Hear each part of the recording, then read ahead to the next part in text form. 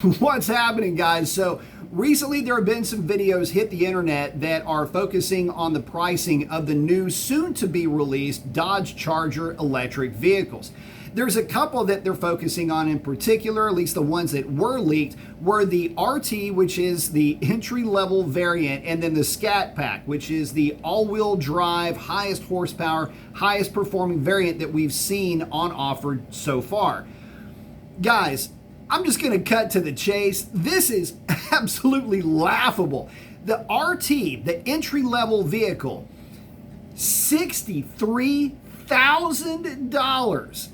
Now let's just talk about that one for a hot minute. $63,000. It was not that long ago that $63,000 got you into a Hellcat. And they're asking that kind of money for an entry-level EV. An entry-level EV that is heavy. It's going to offer up mediocre at best performance with somewhat passable range. $63,000? You can say, well, look at the styling of the thing. Yeah, just look at it. No accounting for taste, but you can feel it start to well up, if you know what I mean.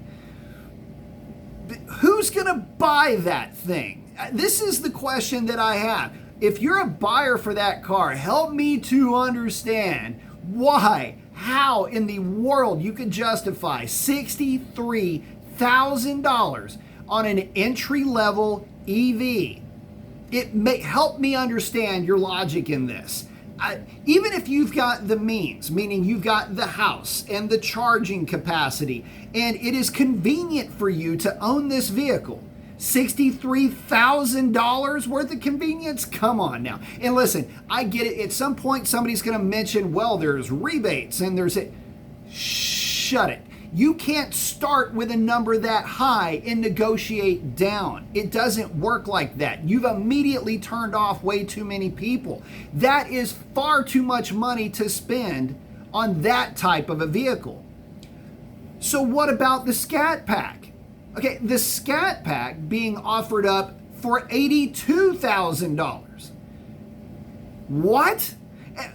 Forget about the performance window. $82,000 for the Scat Pack. You can get a Tesla Plaid for that kind of money.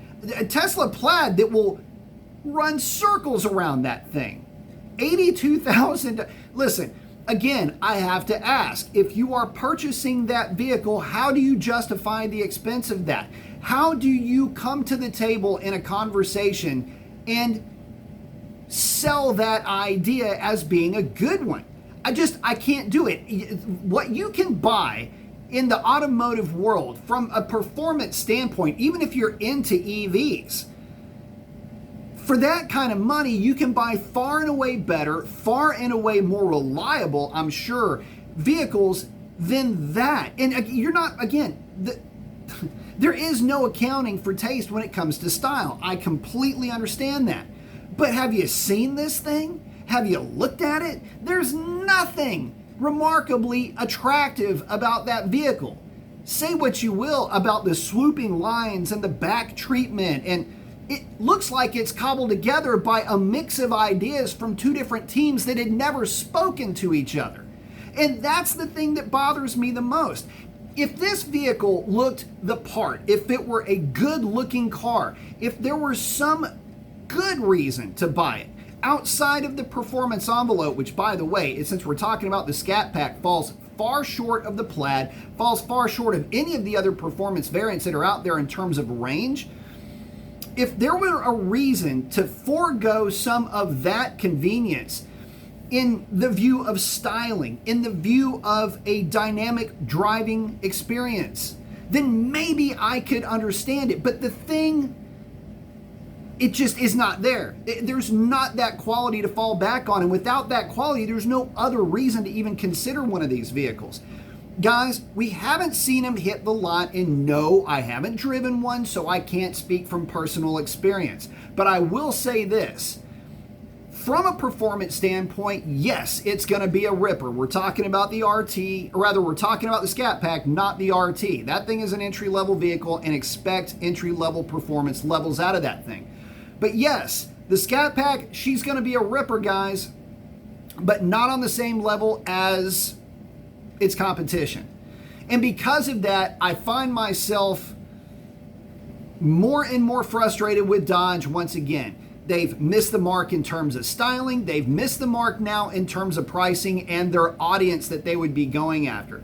Last I checked, Dodge guys really weren't the type that would snuggle up too quickly to the EV market. Bring them something like this that looks like it does, that is going to be more polarizing, not only because it's an EV, but then the styling even carries you further in the wrong direction. And I think we've got the making for an amazing flop here. I could be wrong, but I doubt it. Post up your comments. Let me know what you think about that thing, and we'll catch you on the next one.